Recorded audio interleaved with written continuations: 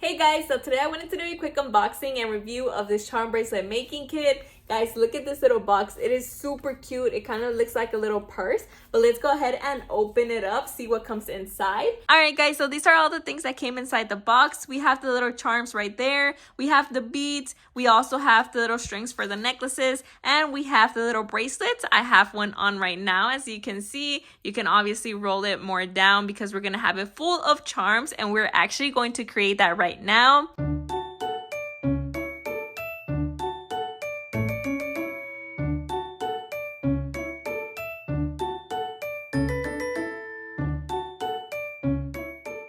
Alright guys, so here is the finished charm bracelet. It is super cute. I really love the colorful beads that it has. Also, the charms are adorable. I love this one because it says she believed she could, so she did. Also, the little cross here is adorable, and the rest of them are so cute. Now all you have to do is just put it in your wrist like this, and there we go. Shake them up. Super cute, guys. Also, we have the little necklaces that you can make as well, and we have another bracelet here that you can make.